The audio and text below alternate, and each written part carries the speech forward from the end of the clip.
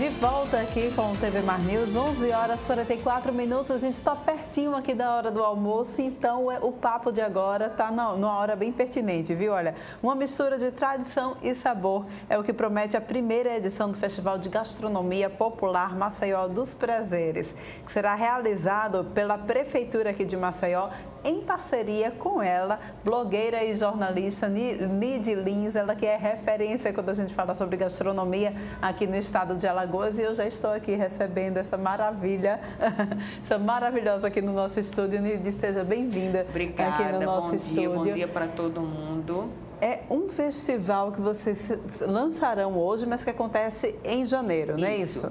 O festival vai ser lançado hoje às 19 horas no Mercado das Artes, 31 no Jaraguá, aquele prédio novo, lindo, ali vizinho ao Porto de Maceió.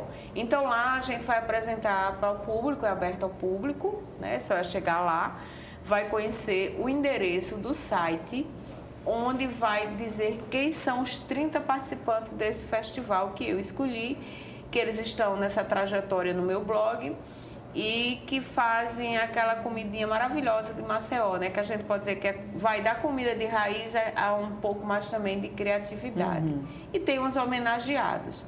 Então é um festival que vai celebrar a comida de rua, a comida tradicional, a comida de raiz, o boteco.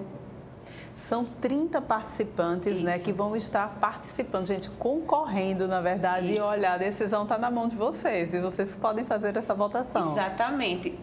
Hoje à noite a gente vai dar o endereço do site, que você pode entrar, vai conhecer, por exemplo, quem está participando da categoria passaporte e cachorro-quente, quem está concorrendo na categoria pastel, quem é que está concorrendo na categoria de dono de boteco e de dona de boteco. Então, e da feijoada, tem mais categoria. E vai ter os homenageados. E também a nossa ideia é que as pessoas vão nesses empreendimentos. Vá, por exemplo, saber onde é que vende o quebra-queixo, onde é que vende o cavaco, que são comidas de rua que não tem lugar fixo, mas que eles vão ali, ele tem um determinado ponto que ficam. Então, é para valorizar e apoiar cada vez mais essas tradições, a que a gente chama comida de boteco. Inclusive, eu estou hoje falando que no Rio de Janeiro, em Minas Gerais principalmente, existe o festival Comida de Boteco, que é exatamente para incentivar para as pessoas irem no boteco, comer, participar, conhecer a história. E todas essas pessoas que estão envolvidas têm história aqui para contar em Maceió. Assim, vamos dizer que eles são responsáveis para dar mais sabor à nossa cidade. Pois é, né? Eu acho que quando a gente fala sobre comida de boteco, a gente resgata a nossa cultura também, né? Exatamente. Porque muito da culinária fala da nossa cultura, fala da personalidade alagoana. E você retrata isso muito bem no seu blog. Qual é a cara de Maceió, né? É o sururu, é o sarapatel, é o quebra-queixo, é o cavaco, é o cuscuz de arroz.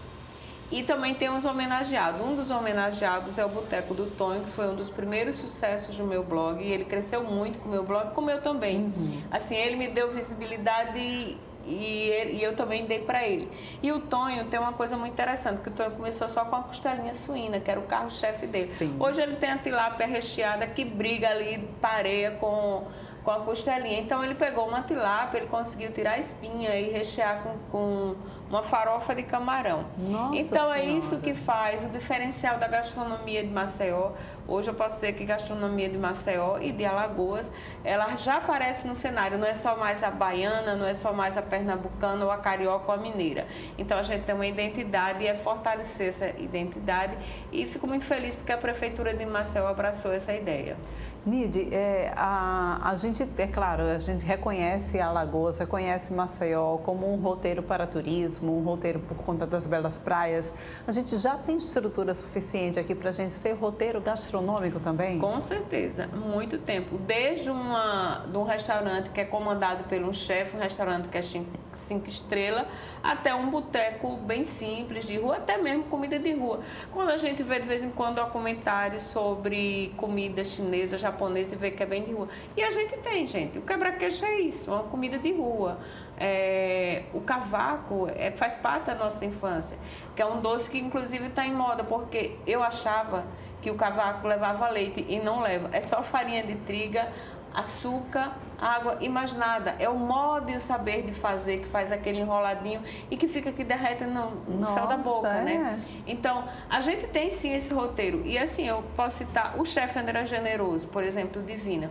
Ele, quando chegou aqui, era um botequinho e ele cresceu, saiu do botequinho para um restaurante que é um ponto turístico de Maceió. E ele vende só comida mineira? Não, ele vende comida brasileira, mineira e o mais importante, ele traz o ingrediente alagoano, que é a farinha da mandioca, para dentro do restaurante, que ele faz excelentes farofas. E eles também será um dos meus homenageados, porque ele deu muito sabor e nome a Alagoas e é um chefe assim que é referência.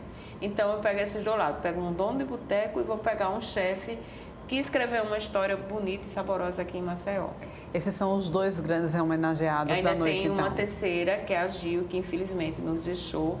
Era o bar da Gil, e a Gil tem uma história muito bonita. O filho dela está seguindo o legado. A Gil, ela, quando começou, ela era uma garçonete, mãe solteira, criou o filho sozinha. E de garçonete para uma dona de boteco, que até hoje dá mais sabor a Maceió. Então, ela também será homenageada. Muito bem, Nidy, você com a sua trajetória já nesse ramo da gastronomia, já tem aí lançado livros, inclusive já veio aqui no TV Mar News trazer para a gente um desses lançamentos, né? Eu queria que você pudesse falar um pouquinho sobre o que a gente deve aguardar, o que a gente deve esperar da Nidy Liz para os próximos anos. Ai, Jesus, que responsabilidade. Olha, não, eu acho que continuar, são 10 anos de blog, eu pretendo continuar, né? Não é fácil, eu digo para todo mundo, não é fácil, você tem que sair de bar em bar, provando comida de rua, doce, salgado, ver se o peixe está bom, se está ruim. É continuar esse trabalho e assim, e mostrar que esse povo tem um valor que a gente deve valorizar. Eu sempre digo, não é porque é artesanal que a gente tem que pagar barato, gente. Eu fico danada quando alguém, por exemplo, quer comprar um doce de jaca, tulipa de jaca de Porto de Pedras, que dá um trabalho para fazer e só 2 mulheres fazem. Elas vendem cada docinho a R$1. Tem gente que quer pagar 50 centavos. Eu quase que mato uma pessoa dessa. Por quê? Porque a gente tem que entender que aquele trabalho é muito importante, é manual, é uma tradição que ela já aprendeu com a mãe, que ela está ali fazendo, que ela espera o tempo da jaca, que a jaca tem que estar mole, que tem que saber a quantidade de açúcar e mais ainda, modar manualmente. Então, esse é um trabalho artesanal que a gente tem que ter valor, valorizar, apoiar e, se puder pagar mais, pagar mais. Pois é, né? Olha, agora sobre o festival, será lançado hoje às 19h30, não é isso? Isso. Vamos convidar o pessoal a participar do lançamento e convidar o pessoal também a atuar. Aquela ali, ó. Aquela. E convidar o pessoal também para participar presencialmente do festival em si, que vai acontecer em janeiro. Pronto, são 2 convites. O de primeiro hoje à noite, às 19h30, no Mercado das Artes, 31 no Jaraguá, próximo ao Porto de Maceió. Então lá você vai conhecer o site, os participantes e participar dessa história. E janeiro, quando chegar, dia 20 e 21, das 17 às 22 horas, na Praça Multi-Eventos, vai ter 30 barraquinhas com 30 participantes, vai ter também música, vai ser um evento muito importante que você vai participar na Praça 2 de Leões, todos 2 abertos ao público. Então, arranja um espaçozinho aí na sua barriga para poder provar todas essas delícias e lembrando que é um evento em parceria com a Prefeitura de Maceió. Muito bem, Nidy, muito obrigada. Eu que agradeço parabéns, o espaço, espero vocês todos lá. Com certeza, vamos lá, sucesso aí. E olha só, gente, a gente agora abre aqui um espaço no nosso programa para falar sobre um assunto muito pertinente. A situação da dengue em todo o nosso país, na realidade. As mortes por conta da dengue subiram em todo o país e aqui a CESAL está ampliando também a sua campanha para combater o mosquito Aedes aegypti. Fernando Palmeira traz mais informações para a gente. Com a chegada do verão, a preocupação com a dengue deve ser redobrada, isso mesmo, porque tem chuvas ocasionais e que ficam águas acumuladas em terrenos baldios, é a piscina que fica lá, é a plantinha com água, tudo isso nós já sabemos que são verdadeiros ninhos para a procriação do Aedes aegypti, que é o mosquito transmissor da dengue, chikungunya, zika vírus e todos esses males. A gente tem, né, ao longo de 2022, acompanhado o crescimento do número de casos de dengue, zika e chikungunya, que são as arboviroses que têm a maior circulação aqui no estado. Os números eles são crescentes, a gente tem agora observado uma diminuição no número de casos, mas é sempre importante a gente reforçar sobre as medidas de controle que devem ser tomadas na ponta, justamente para que a gente evite o maior número de vetores, né? Ou seja, que haja uma proliferação maior do mosquito Aedes, que é aquele que vai transmitir essas arboviroses. Olha, Diego, nós temos aqui para refrescar a memória de todos aqueles, e até os que não sabem ainda, é que além dos 978 óbitos ou mortes por dengue que foram confirmadas, outras 98 estão em investigação. E segundo um boletim epidemiológico mais recente do Ministério da Saúde, a situação tende a se agravar e é preocupante para as autoridades sanitárias, mas também para a população. Isso, esses números eles refletem a avaliação de Brasil. Quando a gente traz isso para Alagoas, nós temos confirmado no nosso estado 6 óbitos por dengue. E aí a gente cabe um alerta para o ano de 2023. Agora a gente vai entrar no período de chuva, então isso vai cada vez mais aumentar a proliferação de vetor, a gente vai aumentar focos, né, de criadouros, então muito cuidado aí com água parada. É preciso redobrar ações de cuidado para a higienização de ambientes intradomiciliar e extradomiciliar, né? Ali aquele perímetro periurbano, ou seja, em volta dessas casas. Por falar em precauções, em todos esses cuidados, vamos falar também da sintomatologia, principalmente da dengue. Para a dengue, a gente vai ter um quadro de febre, de início geralmente abrupto, com a febre alta, com mais 2 sintomas associados a isso.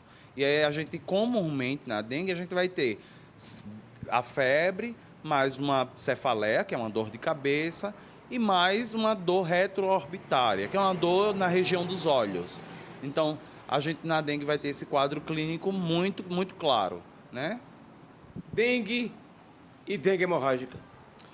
Dengue hemorrágica a gente tem hoje com uma outra nomenclatura que a gente vai dizer que é uma dengue grave. São aqueles pacientes que já vão iniciar com um quadro de dor abdominal mais intenso, com vômito persistentes. Então, esses pacientes eles precisam estar de imediato em uma porta de entrada, em especial hoje as UPAs, para que seja feito o manejo clínico adequado desse paciente, que seja feita uma reidratação adequada para que esse paciente não evolua para a gravidade, que nesse caso seria o óbito. Os cuidados com a dengue, eles precisam ser redobrados, principalmente nesse momento em que a gente vai começar a ter um período chuvoso. Então, os cuidados eles são aqueles: evitar água parada, principalmente aquelas pessoas que fazem acúmulo de água para consumo humano, em ambientes que estão a nível de solo. Tonéis, baldes, vasilhames com água. Então, isso é importante reforçar para que esses locais estejam bem vedados. Outro ponto importante que a gente precisa ter bastante atenção é com relação a terrenos baldios. Então, não jogar lixo no chão, né, na rua, e não fazer acúmulo de lixo em terrenos baldios. Se qualquer cidadão tem a detecção e consegue presenciar um terreno baldio com acúmulo de lixo, é fazer o contato imediato com as secretarias municipais de saúde, para que essas secretarias municipais façam a interlocução junto aos outros setores para fazer ali a limpeza daquele local. Outro fator importante são esses utensílios onde se tem vasos de planta, onde a gente tem ali fora do perímetro domiciliar, né, ali fora da casa. A gente tem o acúmulo de lixo parado, então isso é importante cuidar também desse ambiente que está fora da casa. Um trabalhador importante nesse trabalho são os agentes de endemias, que são aqueles que vão dentro da residência fazendo um trabalho focal, fazendo um trabalho de remoção e fazer um trabalho de educação em saúde junto à população. Então, abrir a porta das suas casas para esse profissional, para que esse profissional consiga fazer o seu trabalho com qualidade. Aqui da CESAL, Secretaria de Estado da Saúde, com as imagens de Flávio Santos, Fernando Palmeira, para a TV Mar, da Organização Arnon de Mello, canal 525 NET. Claro. Pois é, né, gente? Ficam aí essas informações, a importância da gente estar sempre combatendo o mosquito Aedes aegypti, que é responsável não só pela contaminação da dengue, mas também pela zika e chikungunya. E a gente aí vê que precisa, mais uma vez, o país inteiro se unir contra um mosquito, tá bem? Olha só, agora a reta final aqui do nosso programa e chegou o momento da participação de Alexandre Lino aqui no nosso programa. Chegou o momento do Canal Esporte dentro do TV Mar News e a gente fala sobre Fut7, é isso, a Copa que está terminando hoje. Bom dia para você, Lino, seja bem-vindo aqui ao TV Mar News. Pois é, Orlando, bem-vindo, obrigado. Então, aqui todos os dias, né? Enquanto o Viderlan está de férias, a gente está fazendo esse papel aqui, tocando para frente o Canal Esportes. Pois é, Fut7, futebol de 7, que é uma febre. Tem grandes campeonatos acontecendo em Maceió, em Alagoas. Tem muito time que se prepara, praticamente profissional. E hoje a gente vai ter eu diria também uma confraternização, mas valendo, jogo sério. É a final do Fut7 Kids do Sub-9. Então a gente tem aí a garotada, o futuro, a Copa de 2030, de 2032. Inscreve pois aí. Essa turminha aí que já vai estar correndo, já está em campo, em quadra, né? Fazendo muita alegria. Então a gente vai estar recebendo aqui, eu estou recebendo meu amigo Bicudo, vai estar trazendo os craques do amanhã, que vão estar jogando hoje à noite, porque hoje é a final. E aí muita gente está de olho nessa partida. E a gente vai bater um papo, também vai falar de Copa do Mundo. Vai ser uma brincadeira, vai ser uma grande diversão. Lembrando, o Fut7 é um fenômeno muito peculiar e muito presente, em especial na periferia de Maceió. Tem muita gente que leva o Fut7 a sério. E aí a gente vai estar com essa turma aqui. A diversão está garantida no Canal Esportes de hoje. Lino, você contou aí pra gente que é um fenômeno, mas já existia sem esse nome? Não, o Fut7 é uma evolução dos rachinhas. Exatamente. Como a gente ficou, assim, a expansão imobiliária e o crescimento das cidades encerraram o que a gente tinha muito presente, isso, tanto eu quanto você, quando a gente foi um pouquinho mais jovem, você ainda está com essa carinha de bebê. Mas meu Deus. há 20 anos a gente tinha os famosos torrões, os campos nos grandes terrenos, aqui na Jatiú, quando fica a sede da TV Mar, e em outros bairros, no Farol. Hoje, cada vez menos terrenos, cada vez menos espaços. E esses espaços foram ocupados pelas quadras de futebol society e as escolinhas de futebol. Nesses espaços, a turma continua jogando bola em grupos de 5, de 6, de 7, depende do espaço dos campos. Eu fui criado, o meu time, nós éramos 4. Eu era o cara que ficava embaixo da trave, porque eu sempre fui muito ruim de bola. Já ia lhe perguntar Entendeu? isso. Você jogou muito já? Joguei com Márcio Cabeção, com Tripinha, com Guinu. Olha o os nome nomes, tem que ser raiz. gente, tem que ser raiz. O nome tem que ser raiz. Pois é, essa turma fez Gilson Mago, Gilson Gordo, todo mundo tinha. Mano, Mussum, pois é, Fernandinho, tinha todo o time ali que a gente girava em torno. E era assim, era o time sem camisa e o time de camisa? Era o time sem camisa, já completou. Era o time sem camisa e o time com camisa. Então era assim que se jogava há 20 anos, 25 anos, e nós tínhamos grandes craques que eram revelados com essa turma que jogava muita bola, fazia muita alegria nos campinhos da vida. Hoje a gente não tem mais esses campinhos. Ainda tem alguns bairros da periferia, mas a turma se esforça mesmo no Fut7. Aí você tem a turma com terno, bem uniforme. É o que a gente pode dizer, né? É aquele rachinha gourmet agora. Eu não diria gourmet, porque assim, tem um quê de gourmetização, mas não tão gourmet, porque tem os Otamendes da vida. Tem a galera que não alisa, não. Muito joga bem. como se fosse na rua. Tem gente que se deixasse, se as competições deixassem, a turma jogava descalço. Porque tem Tem todo aquele lance de deixar um pedaço do dedão Com certeza. no meio da rua. Muito bem. Cansei de chegar em casa com o dedão arrancado. Chamava assim a tomboca do dedo, né? É. Por aí, né? A gente jogava a turma de baixo contra a turma da rua de cima. Era muito bom. Muito bem. Então, Lino, daqui a pouquinho você volta aqui na nossa Emocionei programação. aqui em lembrar do nome da turma, viu? Pois é. Jogava bola. Olha só, TV Mar News, Canal Esporte proporcionando isso, É. viu? Beijo aí a turma do Lino, né? Obrigada, Pois é. viu? Daqui a pouquinho, Canal Esporte aqui na sua programação e a gente vai encerrando o TV Mar News de hoje. Obrigada pela tua companhia. A gente volta a se encontrar amanhã às 11 horas aqui no teu canal 525 da NET Claro. Até lá!